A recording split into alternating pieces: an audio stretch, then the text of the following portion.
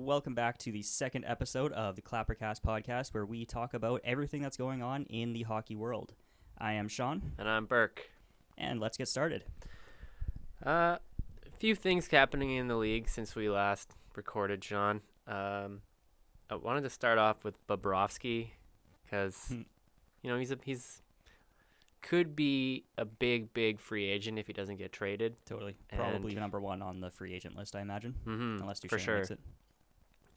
So he kind of got in a little bit of hot water with the Blue Jackets. Yes. And got a team suspension. So maybe we could just dive into what that exactly was, because it seems pretty strange from an outsider's perspective. Yeah, it was really ominous too at the beginning, because all we heard was he broke team values and team codes and was like sent home or whatever. And turns out he got pulled from a game and went to the locker room and showered, didn't come back onto the bench like would be expected of him. Yeah, so normally a goalie would just, they get yanked, they go back on the bench and support the boys, work the bench. Yep, throw in a ball cap, open the door, catch pucks that go off onto the bench and whatnot. Toss a couple to the kids maybe if there's some behind. Yeah, and he didn't do that and got a team enforced 1 game suspension or something. So, yeah. But yeah, when it was kind of in that in-between time when you didn't know what was going on, that it seemed like a really big deal. Totally, and I mean, there was a ton of speculation and thinking like there's no clarity as what's going on, so we're all just kind of creating stories and what happened, and I mean, the most logical thing would have just been, oh, well, he got suspended after the game, he got pulled, so he probably just got annoyed and didn't come back. Yeah. And, had a bit of an anger, pissed off thing that he had a bad game. And there was also, you had a comment from Panarin where he was asked about it, and he said, "I'd love to gossip, but I can't talk about it." Yeah. So that made it seem pretty bad as well. Because both him and Panarin are both pretty highly rumored to be leaving Columbus at the end of the season, if not before. Yeah. So that was pretty strange. But, we've seen team-enforced suspensions before when guys just, sleep through their alarm and don't make it to a practice. Yeah, that happened to Pontus Aberg last year in Edmonton. He reportedly missed a practice, got suspended or shut down, I guess, for a couple of games from the team. Yeah, I mean, that happened to Ovechkin, I think. Did it? Yeah, I'm pretty sure. Was that like early in his career? I think so. I don't know. Ovechkin was pretty crazy. I mean, he's still pretty crazy, but he showed up to his first practice in hot pants. So who knows? But there's been a few guys. There's the whole Evander Kane tracksuit thing too. True. But yeah, Panarin, it was made to be a bigger deal, and I think it was, especially with the information coming out that it was just, he reacted poorly to being pulled. Absolutely. And everybody knows who's been around hockey that goalies are weird, and not even other goalies understand goalies. Yeah. So, I mean, we've also seen other goalies like Tuukka Rask have a random outburst occasionally too when he has a bad game or lets in a bad goal or something. Like, you get mad sometimes. It's fine. Yeah, I mean, I'm not even sure what the score was in the game, but I saw the goal that he got pulled on, and it was pretty weak. Yeah, I was more interested in the story that came out after that we just talked about rather than the actual game it happened. So I never actually looked and figured out why. Yeah, I just thinking maybe he reacted poorly being yanked for that performance. Yeah. Or maybe he was upset at himself. I don't know. We won't know, likely. But I mean, Bobrovsky looking for a big contract, and with his playoff numbers, I don't know. Yeah. I don't know he's going to be highly touted, especially maybe he goes back to Philly. They need a goalie. Yeah. But he's going to be highly touted. He's an incredible goalie, and I mean, he's basically been the backbone of that Columbus team for how long has he been there? 5-6 years? I'd say at least. Like, especially until or before Panarin got there, when they were just kind of a borderline-ish competitor team. He definitely deserves to get paid. Yeah. But with his history of never letting less than 3 goals in a playoff game. Is that actually a thing? I'm pretty sure. Wow. And never winning a playoff series. That's first round. Yeah. I mean, they've obviously in the Metro, you have some pretty tough competition. They would have been going against two of the best teams in the league every single season, unless they were wild card and played Atlantic division leader. So again, like we touched on it a little bit, but Panarin as well is if rumored I were to him, be leaving. The community wants him there. I mean, look at all those billboards. Yeah, I mean, I'd be staying. What was it? Free vodka and free what was it, like a pharmacy said like. I just saw the first one. Yeah, there was another one. I can't remember what it was, but I mean, people want him there. The bread man. I mean, this is actually going to help Columbus too, because they could probably offer him less if the community is going to be pitching in some of his salary and compensation package. Yeah, it's intangibles. Yeah. Yeah, so we'll see. I think it's probably going to resolve itself at the end of the season or after the season ends rather than before. There's no way they're going to be too worried about it right now in the middle of a playoff chase. Yeah, maybe by the trade deadline if they're really go downhill. And it also depends where Columbus is in the standings, because they're not gonna worry about it. They're not gonna trade their best guys away if they're in a playoff spot. For sure, they're gonna have to take the risk and keep them and risk losing them for nothing at the end of the season. For sure. So maybe we can touch on Tampa Bay a little bit now, because they are unreal. They are on pace for a top 5 season in NHL history. That's unbelievable. I looked at the standings yesterday morning. I don't know if they played last night and if they lost, but they still hadn't lost 10 games in regulation. The Anaheim Ducks have lost more games in a row than Tampa Bay has lost all season. That is an amazing comparison. And it's outstanding. I mean, even factoring in Tampa's overtime losses, they have 2. Anaheim's on a 12-game losing streak. Tampa's lost 11 games total all season. It's absolutely crazy how dominating they have been. Yeah. And, you have guys like Kucherov who's just lighting it up. Kucherov's unreal. Yeah, he is. Watching him play, he just puts up points. And he's one of those guys that always seems to get better and better every season. Yeah. I mean, he's been on a steady incline. Last year, I'm a Caps fan. He lit Holtby up with that fake shot move.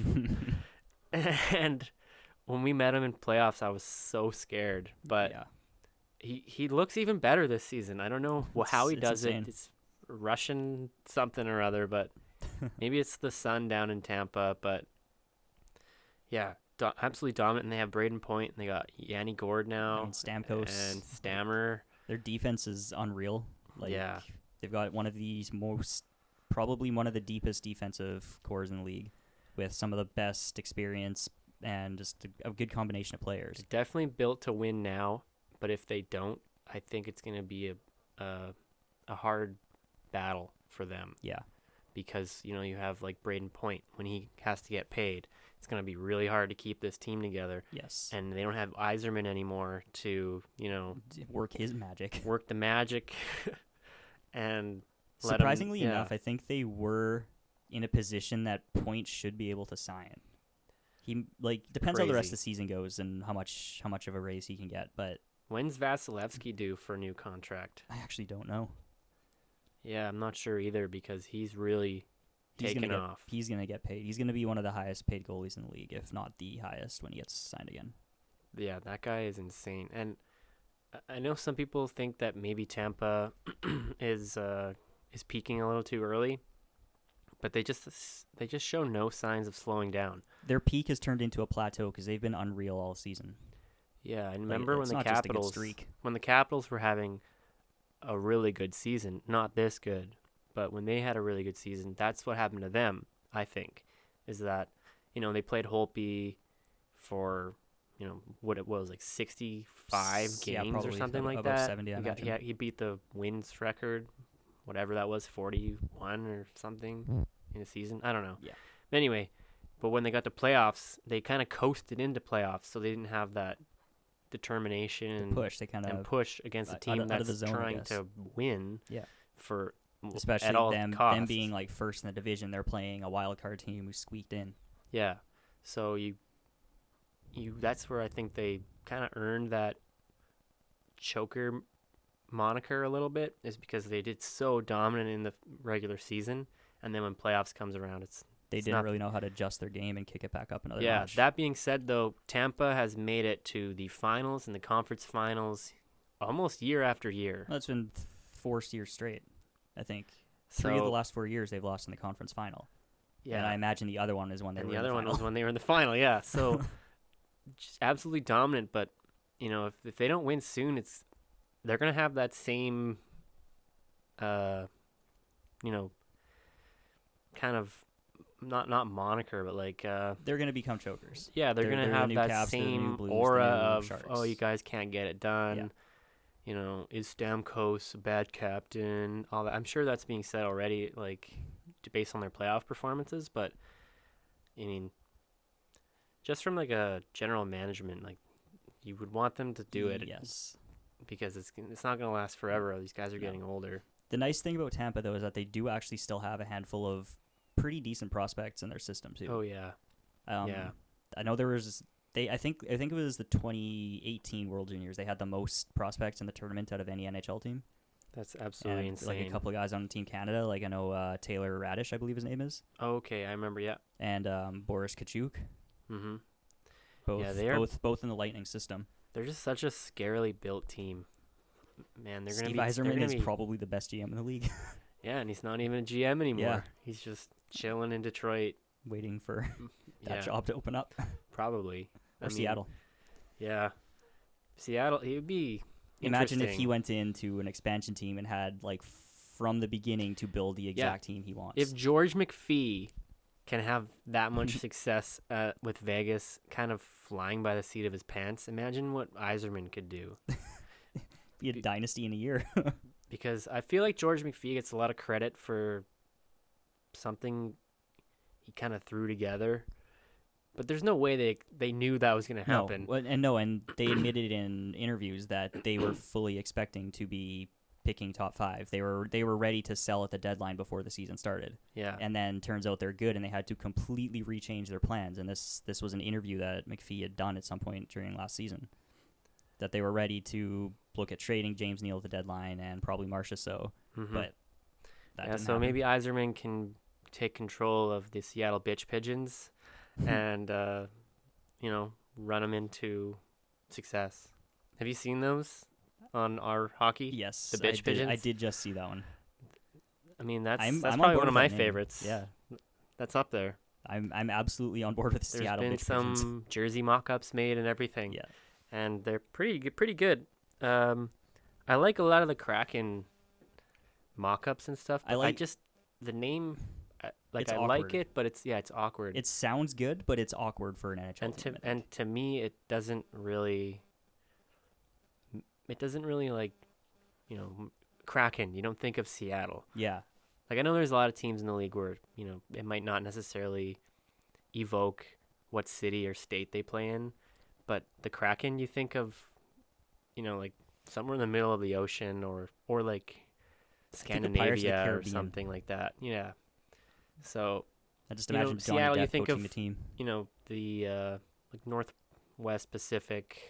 I'm totally on board with like Rainiers. I actually kind of like that name. Yeah, the Rainiers. That's a minor league baseball team too, and I think it'd be great. Yeah, Rainiers, Evergreens, Emeralds. Like those are okay names. I like Rainiers the best out of that. Yeah, they should just be the Supersonics. Yes, that would be pretty cool. And I think that if they have the green and yellow in their jerseys, that would be pretty cool. It'd be unique. It'd be a bit unique because they're gonna end up, I think, with that kind of blue-green that seems to fit that area, but it's also gonna look really, really similar to the Canucks unless they invert it and go with green dominant instead of blue. They have the Seahawks that have that color, the Mariners that have that color. I think their soccer team might. Yeah, the soccer team has like neon green jerseys. What are they? Sounders? Yeah. Seattle Sounders. Yeah. So they'll probably have some green, but yeah, you're totally right. It's going to be interesting to see how they get around the whole looking too much like the Canucks, because they're going to have an instant rivalry, and I know personally I'm probably going to go to a game down in Seattle because I'm going to try and get there in the opening season. That'll be unreal. It'll be so much fun. We can get tickets. I'd rather do that than go to a Canucks game, to be honest. Maybe we could do like a home and home or something. That'd be pretty fun. Cool. That'd be a good one. Mm-hmm. A nice for the league to get a home and home, because you'd have fans going to both games. Yeah, but it's just gonna be interesting because like you're gonna have whatever Seattle's colors ends up being, and Vancouver fans in the stands. So if you have two similar of colors, you'll just have Canucks fans who look like Seattle fans in the crowd, and vice versa. Yeah, you know? it'll be confusing. So you'll want to go like talk to the guy sitting in front of you because you think he's a fan of your team, and Yeah. tap on his shoulder, and turns out he's actually the other team, and you just want to get pissed off at him. but at the same time, like if they do something completely different, then that doesn't resonate as something that's Seattle-esque, Yeah. right? So I really am curious how they're going to approach that, because you can have it where it's similar but looks different enough, like with those, like a cream color or something. But Yeah, I feel like Seattle too could probably get away with a nice, probably a silverish type, yeah, like a green dominant with silver secondary, and like blue, darker blue, like tertiary trim type color. I really like the Seattle Thunderbirds. Like, what is that, a dub team? Yes. They have pretty cool jerseys. I like the, First Nations inspired logos and things. And I just don't know. Yeah, Kraken. I really hope that that's not the winner. If they do, they need to get Johnny Depp as the coach. That's all I can say. Yeah, some Pirates of the Caribbean thing going on. Yeah. But yeah, it'll be interesting to see what happens there. Yeah, I'm excited. Mm-hmm. Not for the expansion draft, but I'm excited to see what the team turns out like. Yeah, that expansion draft is going to be brutal. So soon after another one. Yeah, just it's going to be rough for Edmonton, looking at what they might end up losing. And some of the mock drafts have Adam Larson being left available because of the players that they've got with no movement clauses and who they need to protect. That'll be rough. That'll be really rough if he goes. I'm just very glad that at the beginning of this season, the whatever happened between Todd McClellan and Peter Chiarelli, that Evan Bouchard got sent down, because that protects him from the expansion draft. That would have if he had stayed up and played, bad. he would have had to be protected and use up another spot. Man, that would have sucked. Yeah, that would have been rough, because obviously you have to protect that guy. Yeah. And that leaves another probably highly touted player available. But to be honest, if I were Edmonton right now, I would be looking at like drafting and developing a prospect that you have no intention on keeping, and be like, when it comes time for the expansion draft, be like, we've got this guy for you. Take whoever we don't need from our team in the expansion draft, and you can have this guy. Mm-hmm. Not in the organization's plans. You're not technically losing anything. Yeah, and worst case scenario, if they don't take him, you have this guy that you've been developing the whole time. Exactly. So and then that guy might be able to replace him anyways. Moving on, we've All-Star games coming up, and we've heard a few players. Is anybody else excited? Because I'm not. Yeah, crickets. Although I do actually kind of want to see McDavid and Pedersen get some time together. Since they've made it 3v3, it is a bit more fun. Yeah, because it lets the players show off their skill a bit more. But to be honest, I have not watched the All-Star game since I was probably like 9. I usually turn it on as background noise. I sometimes tune in for the skills competition because occasionally PK Subban does something funny. Yeah, I think the last one I remember watching, I watched the skills comp, and I remember watching Ovechkin when he had like the boonie hat on with like the Canadian flags. Yeah, and the sunglasses. Yeah. And like Malkin was spraying Gatorade in his mouth and stuff. That was the last one I think I watched. That was probably the last good one, because nothing particularly great's happened since. I can't remember if the Patrick Kane Superman was before or after that. Yeah, I don't really.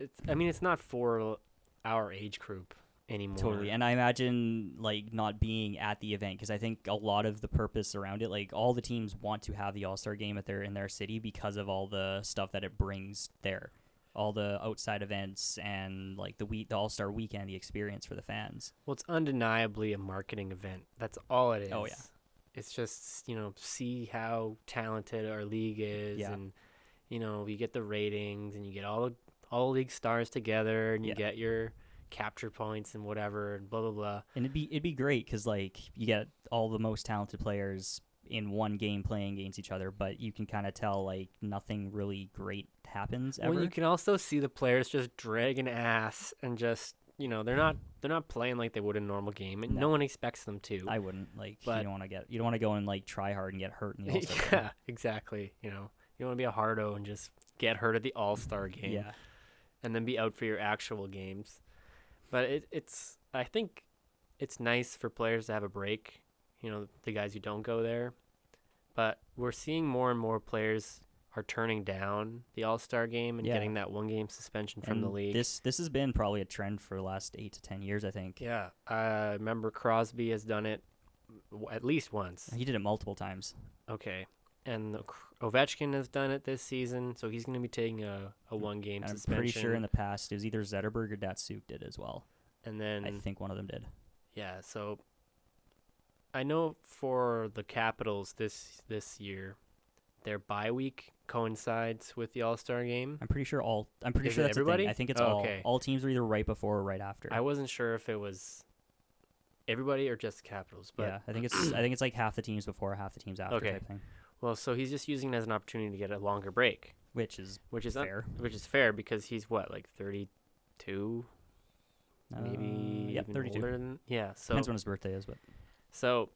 Then I mean, he's just played the longest year of his career. Yeah, playing absolutely out of his mind for the last 2 seasons.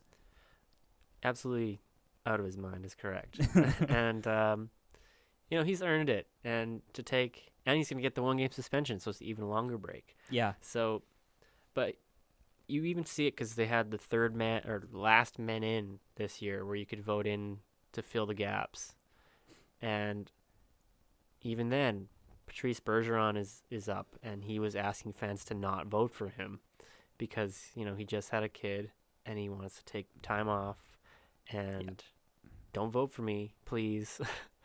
And Carey Price has stepped out of the All-Star game. He's hurt, I think.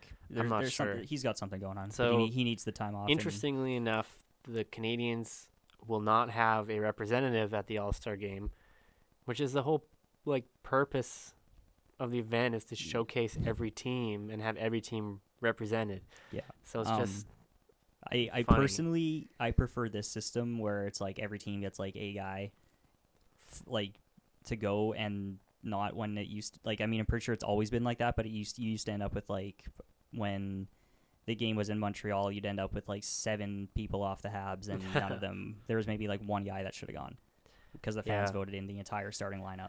Yeah, it's still a popularity contest, but at least it's more or less one guy from every team. So you might have some people who are a little less known of, but you have people like Tarasenko and stuff being voted for, and he's not having an all-star season. It's name recognition. Yeah, and then you have Matthews making it instead of Marner or Riley. Riley, so the guy who's on pace to put up pretty high numbers for a defenseman. Yeah, Matthews is still Matthews, but you have a guy who's playing the best at his position. Yeah, and it ends up being who the NHL can market the best.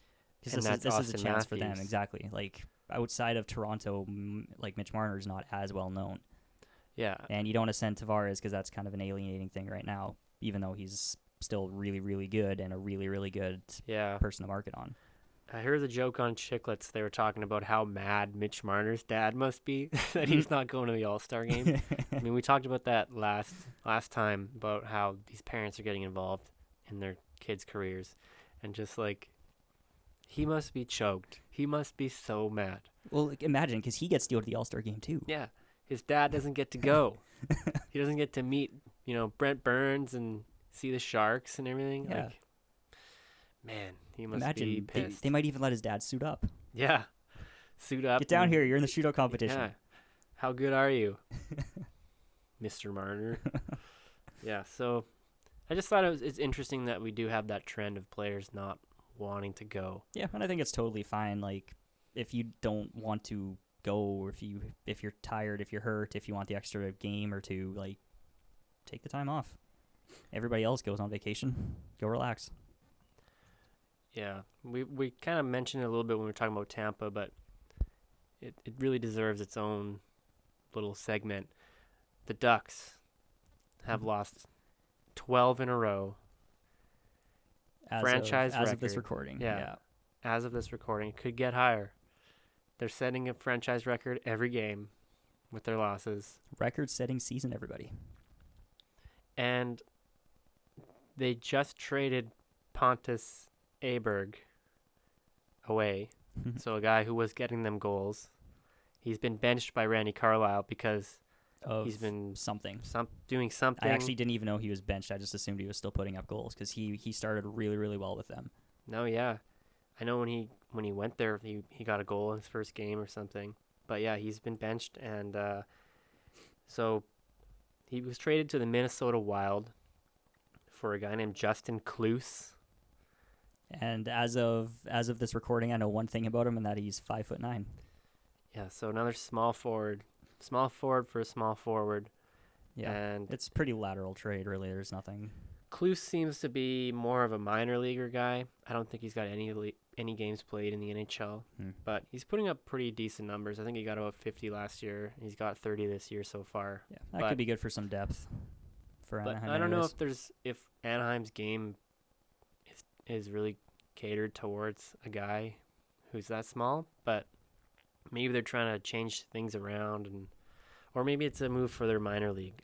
I don't know. Like, yeah, we don't know I don't know the motivation. I mean, who knows what happened? Like, why Aberg suddenly fell out of favor with the Ducks organization?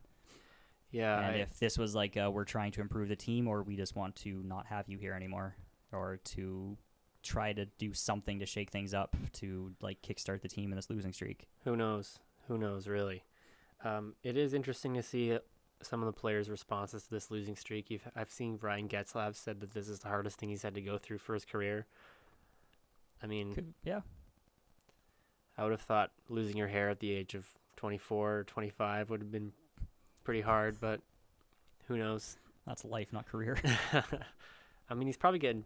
Ovi has chirped him. He chirped him at one of the All-Star games or something about how he's bald. But, yeah, Bob Murray, the GM of the Ducks, has gone on record and saying he's sticking with the coach. He is not firing him, and they're just going to have to get past this. Yeah, I mean, two things. Like, first, I mean, what else is he going to say, to be honest? Like, you're not going to come out and say, yeah, he's going to get fired right away. I am going to fire him. Nobody tell him, but I'm actually going to fire him in a week or so. Yeah. But, and the other thing, it's like, how this could just be nothing to do with Carlisle. The team was fine for years under him. This is just a weird glitch in the system where all of a sudden they start losing games constantly. Yeah, and they're a pretty streaky team. I think before this losing streak, they won something like 9 or something in a row. There was a stretch where I think they were probably about 9 to 10 games. I think every team in the Pacific at that point had been like 8 or 9 and 1 in the last 10. And lucky for them, the West is very weak beyond the top teams. So they're still only 2 points out of a playoff spot at the time of this recording. Which is pretty funny. I mean, they were in a decent spot in the top 3 divisional playoff positions originally, but the fact that they can lose 12 straight and still be in the hunt for a playoff spot is pretty funny. Yeah, I mean, it's a testament to either how good they were before or how bad everybody is. I think there's just a giant cluster of mediocre teams competing for one wild card spot in the West. I think at one point a couple of nights ago, there were 4 teams tied for the last wild card spot in the West. And it was like Minnesota, Edmonton, Anaheim, and Vancouver, I believe. It's just so remarkable that you have such a difference between the top teams and the rest. It was funny looking at like the last 10 records in the Pacific when you have Calgary, San Jose, and Vegas all winning 9 of 10 games. And then the next 3, Anaheim, Edmonton, Vancouver, who are like 2-8-0 or 1-9-0 or something. Yeah. And there's a nice 10 to 12 point gap between all those teams now, so the division spots are pretty much locked up in the Pacific, I would say. It's a safe bet. It's just that wild card. Yeah, the one wild card spot.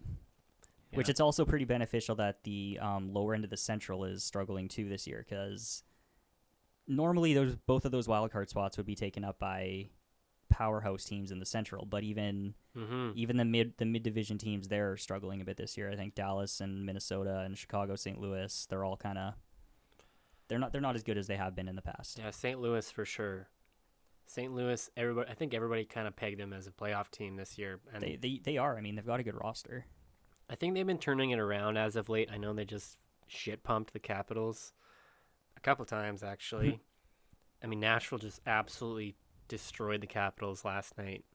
I think it was 6-1 or 6-2 maybe. I believe 7-2. I don't know. But lost count after Robertson's the Blues, yeah, I mean, I don't know what it was, but I guess since Berube has taken over, they're kind of setting the ship on track a little bit. Yep. But I think they are within reach of a playoff spot. I think they're only 3 or 4 points out. Even the Ducks and St. Louis, I feel like they're always kind of in that talk for like making that one of those last playoff spots. I know the Ducks were doing to be honest, a few seasons ago, but yeah, to be honest, the Ducks are usually a safe bet for a division spot. Yeah, I mean, I know the Blues are kind of always fighting to get in, but yeah, they've never been like a powerhouse like Nashville, Winnipeg level, but they've always been a safe playoff bet. Like, where they're going to be, they've got a good team, and they're going to be a hard team to play Chicago against. Kryptonite too, yes. Which I mean, I guess isn't around this year, but maybe they battle in the final game for the wild card spot. Yeah, we'll see what happens. Comeback season. Yeah, we'll see. So sticking with the Central, something I noticed, I don't know when it was, but the Avalanche have been outshooting their opponents massively, and they were still losing games. So beyond their top line, I just think they might be taking some really weak shots that aren't going to score on any goalie. That's what you have to think.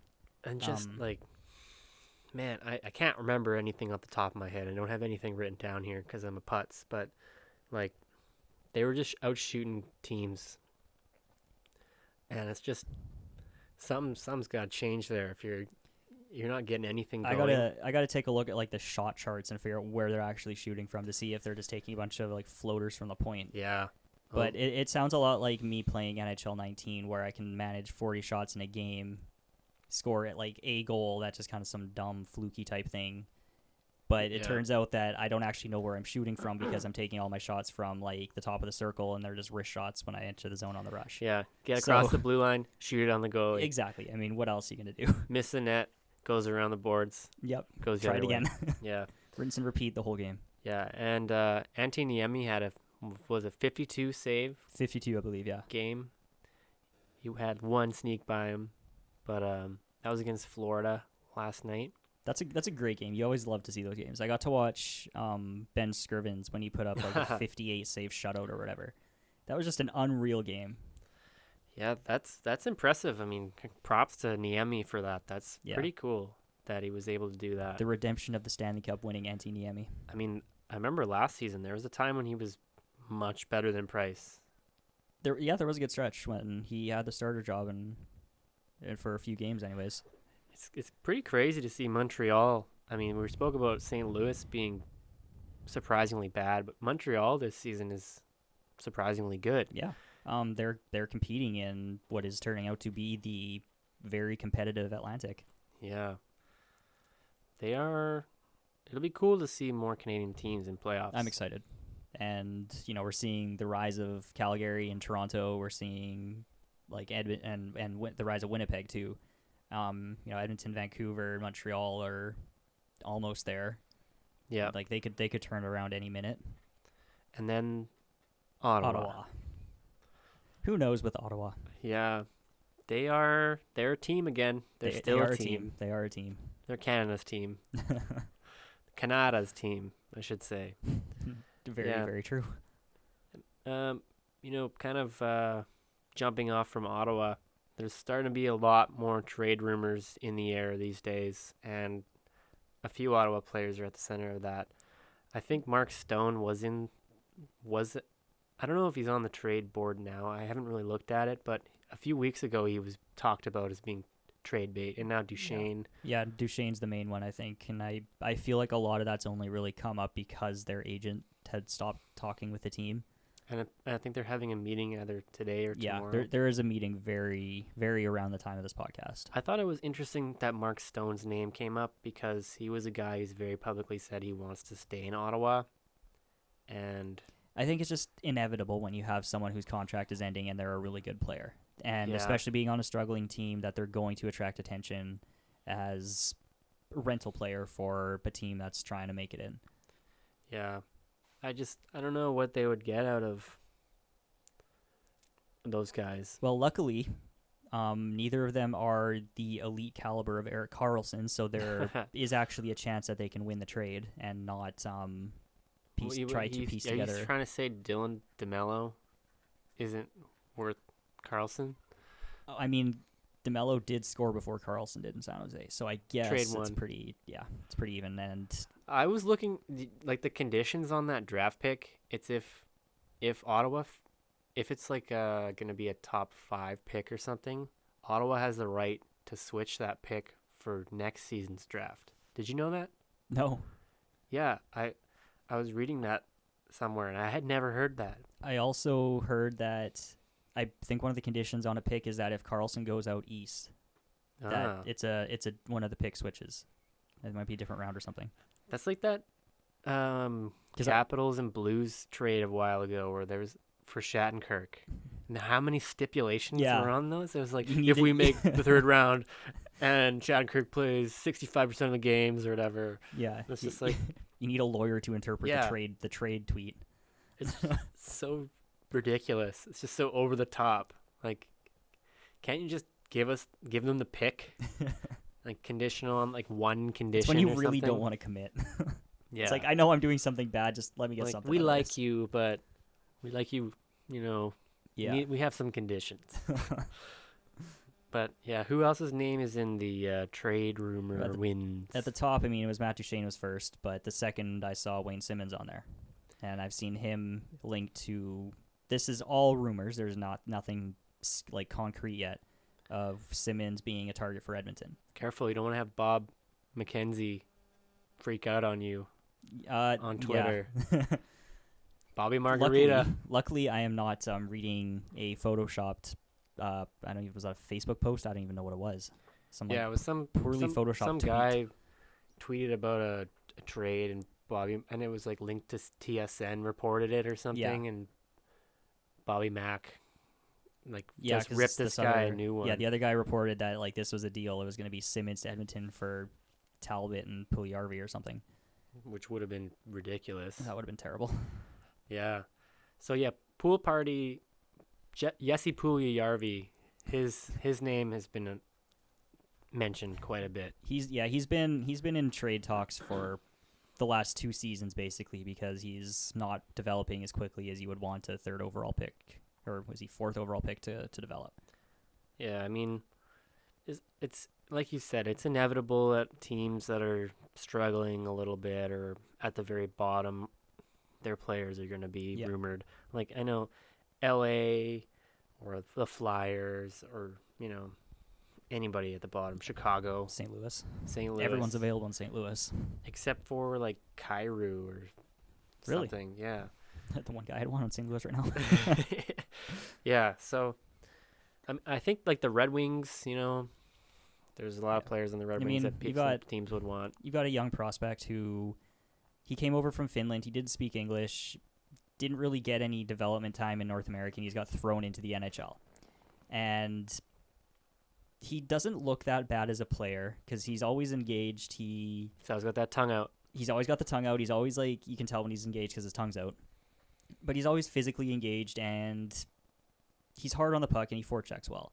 So he's got some of that going for him, but there's something that he's missing, that he's not just being able to contribute as much as you would hope someone of his skill set would. Yeah, I think it's too early to give up on that guy, and you'd want to keep him in your organization. I mean, what are you going to get from trading him for Edmonton's perspective at this point? Because he's not a proven guy, so to trade him out, what are you going to get? Like, you wouldn't get a draft pick worth where you got him. Yeah, basically. So I would hang on to him because it's worrisome because Edmonton's looking for scoring wingers now. It's just basic asset management, right? Like, your asset has more potential in your control than what you would potentially get back for him at this point.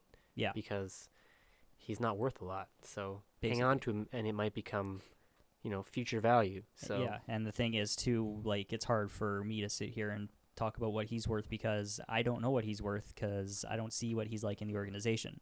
And this was a thing that came out after Nail Yakupov had kind of dwindled out in Edmonton in the NHL, that he looked okay on the ice. Like, he didn't really know where he was going, and he always looked like he was engaged and playing hard at least.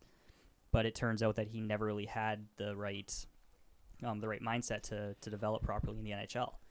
Yeah. So it's hard because, like, I don't know what Jesse's like in practice and behind the scenes, and like what especially a guy like Hitchcock thinks about him, because he does keep getting time in the lineup right now. So Hitchcock must be okay with him, because he's not afraid to scratch similar types of not performing players. Yeah, I think it can be quite easy for a guy to look like he's working really hard because maybe they're not the best skater or something. But Yeah. I know that was Yakupov's case. I know Ray Ferraro said he was being chased by a swarm of bees. He looked like a deer on cocaine was another one I liked. Yeah. And I mean, it's yet to be seen. So I think they should just hang on to him, because the West is so weak that they don't need to get rid of him to keep on pace to make playoffs. It's not worth it. So, yeah, I don't know. If we switch conferences here for a second, I'll get my Caps bias in here a little bit. So, the Capitals have a few rookies on D. So they have, well, I use the term rookie here loosely because they have Christian Juice, who is not officially a rookie because he played last year. Stanley Cup winner, Christian Juice. And so he went out, and a lot of people think it was that compartment syndrome that Ryan Johansson had in his leg that took him out of playoffs 2 seasons ago. Okay. So he had surgery on that. He's skating again, which is awesome, because he's missed, I think, like 16 games or something. Yeah, I actually haven't heard his name in a while. Yeah. So meanwhile, they've been playing Madison Bowie, and they've been playing Jonas Siegenthaler. Good name. Yeah, Swiss guy. And then they've been playing, what's his name? Lewington, Tyler Lewington. I was going to say it started with an L, but I was going to say like Lewis Ski or something. Yeah. So out of Bowie, Siegenthaler, and Lewington, Siegenthaler has looked really good. And Bowie's been a guy who's been kind of in and out of the lineup the last couple of seasons. I did catch him a few games last season. He never really looked like he was. Yeah, I mean, he looked like he was in a role like he looked beyond better what he could do. this year, but Siegenthaler is just so much better. He's just, you can just rely on him more. Yeah. And that's great when you zone. get a young defenseman coming into the lineup that they look like they fit in, and that they can just play in the role, that they're contributing, that they're not making too many like terrible defensive mistakes. He's been a very pleasant surprise. I know a lot of Caps fans are happy with how he's progressed. And that's great, because it's going to help big time with defensive depth, and especially him getting a chance to learn and play with like Orpik before he goes off. Yeah, and the reason I bring this up is because a lot of Caps fans are ready to just call Bowie a bust, but it's too early. Like, he's a defenseman. He's a defenseman. He's still young. It takes a while to develop. Defensemen don't typically get to their best until their late 20s, anyways. Yeah, especially like he's got time. I think Bowie was more of like a two-way dynamic guy, anyways. Yeah, like so of course he's gonna take longer. He's got lots of time. It's not a rush. Like, you don't want to rush him into the league. Just all you got to say to that is Darnell Nurse. Yeah, like Nurse. This is the first season, even at the beginning of this season, making questionable positioning and stick placement errors on defense that were leading to goals and big chances against. Yeah. I mean, he was drafted, I believe, 2013 or 2014. So he's been around the league for 4 or 5 seasons now. Mm-hmm. And this is the first time that like he's been thrusted into a role where he's playing top line minutes, 25, 30 minutes a night, and he looks good. Yeah, it takes a long time. Yeah. For whatever reason, defense is just a harder. I think it's just like the size, speed, thinking the game at a faster level, and just getting accustomed to it. But yeah, it's every team has those guys, right? Defense is so experienced. Like, you got to learn how to read the play. Yeah, I mean, offense, you can kind of create the play, but defense, you have to learn to read it. Yeah, and the one thing too is if you make a mistake on forward, I mean, you gave the puck up, and maybe you didn't clear, but if you make a defense on defense, maybe you choke the puck up in front of the net. Maybe you didn't cover your man in front of the net. The visibility of errors are huge. Yeah. It's the ramifications of failure are that much higher. Yep. And the forwards in the opposite team they don't care if you're a rookie. Oh, yeah. I mean, they probably do because they're going to take advantage of it. They're going to be like, oh, hey, a rookie, let's dangle his shit out. Yeah. But, yeah, I only bring that up because every team, no matter where they are, they have those guys who, half the fan base is calling for him to get traded or, just get rid of him. Of course, yeah. And then the other half is like, no, he's got to develop. And that's such a hard balance. Got to hang on to him. What if he gets good when we get rid of him? Yeah, you see us as fans having those arguments, and imagine like scouts and management in the front office having these discussions too, where they're actually able to pinpoint things in the game. What if he gets bad? What if he regresses and we can only get less after this season, right? Like, this might be our best time to get rid of him. Like, another, sorry to bring up the Capitals again, but like Burakovsky, he's on the trade rumors right now too. Yeah, because he's been scratched a lot lately. Yeah, he's constantly scratched, and he's just one of those bubble guys right now, where it's like, okay, well, if we trade him, we might get some picks, or we might get some realistically younger guys or something. What type of pick are you getting? That's going to be like a third rounder. Yeah, but I mean, even then, that could be better, right? So technically, who knows? But it's just so hard to do that asset management. Just who to hang on to, who to not hang on to, who do we get rid of, and when do we do it? Yeah. At what point have they peaked, and at what point are they never gonna return or start going back on the upswing? Yeah. What else did you want to talk about? One last thing to bring up for sure is Rick Nash calling it a career. Of course. First of all, congrats to Rick on being one of the best goal scorers of that generation of players. I mean, perennial 30-goal guy with Columbus. He was that organization for 8 seasons, 8 to 10 seasons or something. Big Dick Rick. Yeah, he I mean, his highlights from Columbus are just insane. He was so, like, that goal against Phoenix. Yeah. It's always against Phoenix. It's always against Phoenix. If there's a really impressive goal from the 2000s, it's Phoenix. Yeah. But he was just such a good player, and it really, really sucked. It kind of hurt to read the announcement where it was talking about because of not resolved issues from a concussion that he had to retire. Yeah, very sad. That you really just hope that, like, this is something that he just needs more time to heal, and that he will be able to. Yeah, I hope it's not like Johan Franzen, where the guy can barely even move and can't do anything. You always kind of worry. Like, at least we saw him because he got to drop the puck at the Blue Jackets Rangers game. That was really cool. Yeah, that was nice timing, I think. Yeah, his two teams basically. I actually looked at his stats when I saw he retired, and I did not realize he was in New York for like 6 seasons. Yeah, he was there for quite a while. It felt like he was just there for a year or two, like he was just a rental there at one point. No, I remember because the Capitals would play the Rangers in playoffs, and he's always been a good player. Yeah, he's dangerous. Yeah, it's very sad that he had to end his career like that. But still, congrats to him on probably 10 to 15 really good years. Yeah, great career. Kind of tiding the Columbus franchise over until they were able to build up the base that they're winning from now. Yeah, he had some rough years there, but yeah, definitely great player. And I guess with that, call it an episode. That is episode number 2 of the Clappercast. We are thankful for everybody who has tuned in, and make sure to follow us on Facebook, Instagram, and Twitter to keep up to date with episodes. We'll eventually be launching a blog as well, and we'll be posting episodes, blog posts, and just general hockey updates on those platforms. And we'll be trying to upload a podcast about once a week. That's once what we're aiming probably for. On the weekends is the goal. So with that, thanks for listening, and we'll catch you guys next time.